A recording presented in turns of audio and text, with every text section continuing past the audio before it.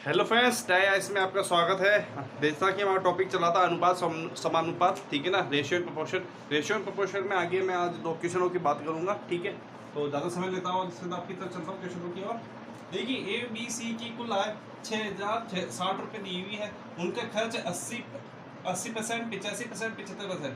यानी the income of A and B C total is 6,060 and the expenditure 80%, 85%, 75% of his incomes।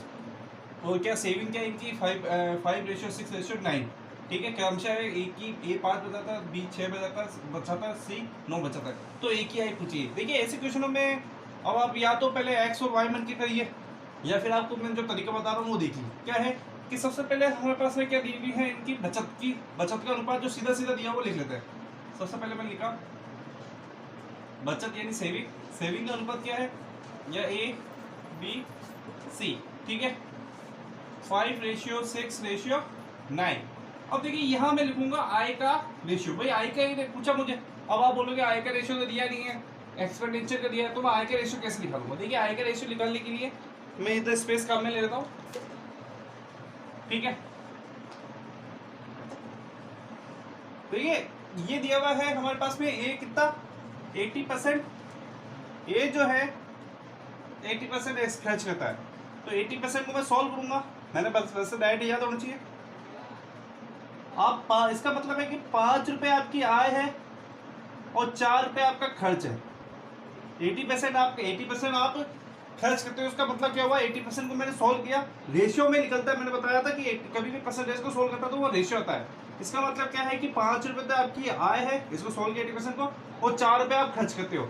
अगर 5 रुपये आपकी आय है, 4 रुपये आप खर्च करते हो, तो कितने रुपये बचाते हो, सेविंग कितनी हुई 1 रुपये की। तो यहाँ हमारे इसके अकॉर्डिंग हमारी सेविंग कितनी है 1 रुपया, यानी बचत कितनी है 1। लेकिन यहाँ बचत कितनी दी हुई है 5। तो मतलब 1 यूनिट की वैल्यू कितनी है, यहाँ 1 यूनिट की वैल्यू कितनी होगी 1 यूनिट। भाई वैसे बचत वाली 1 और इन्होंने दी है रेशियो में 5, तो 1 यूनिट किसके बराबर होगी 5। तो मैं आय निकाल सकता हूँ यहाँ पे, आय यानी 5 है, तो 5 × 5 कर दूंगा। भाई 1 यूनिट की वैल्यू 5 है, तो 5 यूनिट की वैल्यू कितनी होगी 25।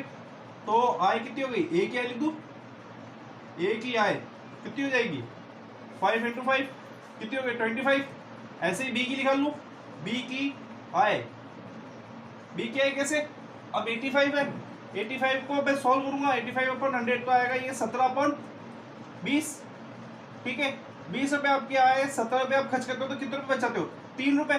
तो 1 यूनिट की वैल्यू कितनी हो गई, तो जैसे यहाँ पे लिखा था 1 यूनिट की वैल्यू, देखिए 1 यूनिट की वैल्यू यहाँ पे कितना आती थी 5।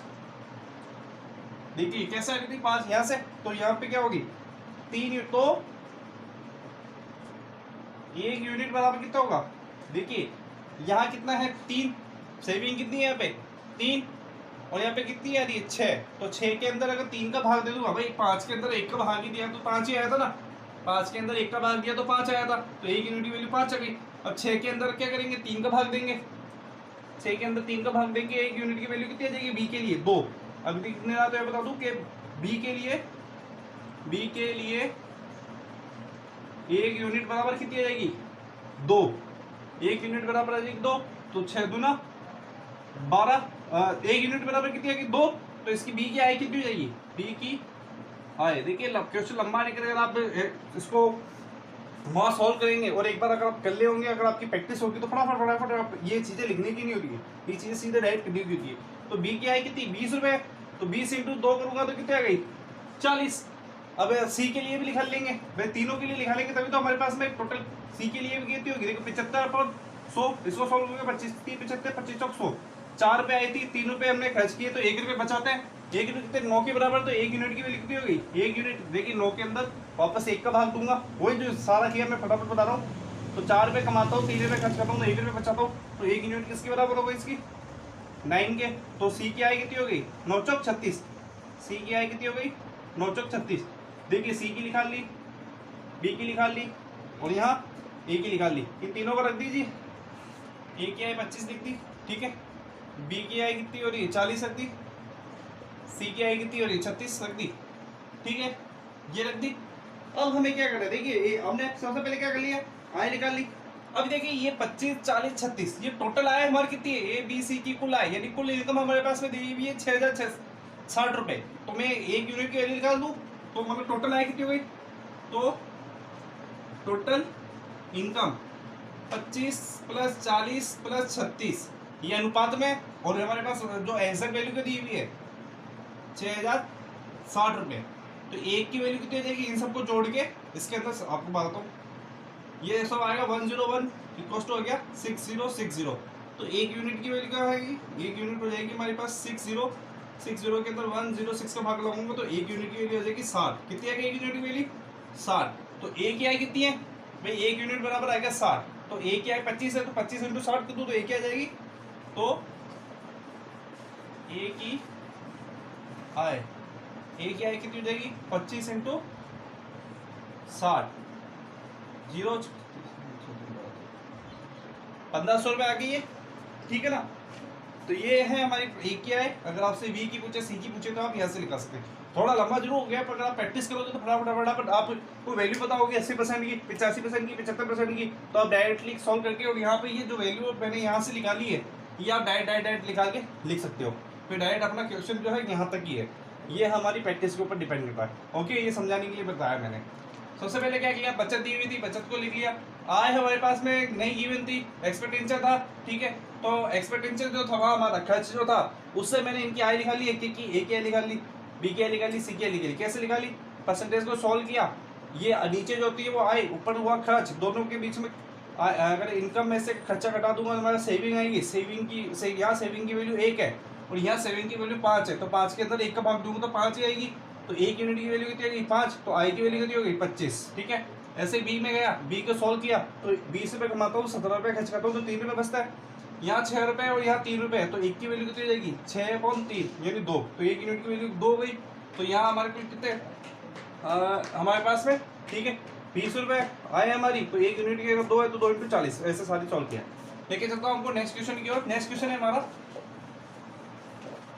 गाइस प्लीज शेयर कीजिए, सब्सक्राइब कीजिएगा। सब्सक्राइबर क्यों पता नहीं बढ़ रहा है, मेहनत मैं पूरी कर रहा हूँ। ऐसा आपको लगता होगा कि ऐसे क्वेश्चन कहाँ से क्या लाते हैं, पर ऐसे क्वेश्चन ही हमारे पूछे जाते हैं। आप अगर देखोगे तो जो अच्छी क्लास वाले होते हैं वो ऐसे क्वेश्चन आपको कराएंगे, बाकी आप लोकल तो कहीं पढ़ लीजिए, ठीक है। अब देखिए सभी पुरुष, देखिए क्वेश्चन क्या है हमारा,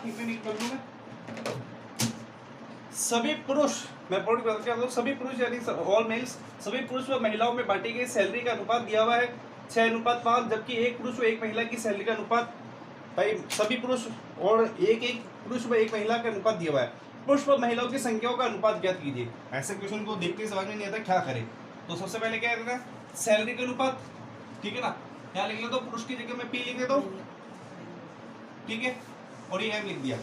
पहले सैलरी का रेशियो क्या दिया हुआ है 6:5, और प्रत्येक यानी ईच, प्रत्येक जो पुरुष है उसको 2 रुपये मिलता है और प्रत्येक जो महिला है उसको 3 रुपये मिलता है। रेशियो का मतलब ये मैंने बता दिया कि क्या है, ठीक है। तो कुछ ही नहीं करना होता गाइस, जैसे मैं कह रहा हूँ वैसे करिए 6। अब जो आपको अगर यहाँ अगर महिला व पुरुष व महिलाओं का संख्या का अनुपात निकालना, क्या करना होता है, कुछ भी नहीं, 6/2 रेशियो लगा दीजिए 5/3। देखिए क्या कुछ भी नहीं किया मैंने, रेशियो लगा दिया, ठीक है। अब कुछ नहीं करना इनको, आप जो कट रहा है उसको काट दीजिए, बाकी क्रॉस मल्टीप्लाई कीजिए। 2 × 2 2 × 6, ये 3 में से कॉल जाएगा नहीं तो 3 यहाँ पे मल्टीप्लाई होगा, वर्ज गुणा आपने सीखा होगा, तो 3 × 9.5।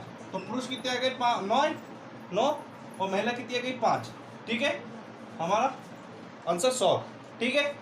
हम अगले हम क्वेश्चन में और भी अच्छे से करेंगे। Please like, subscribe and share. Thank you guys, thank you.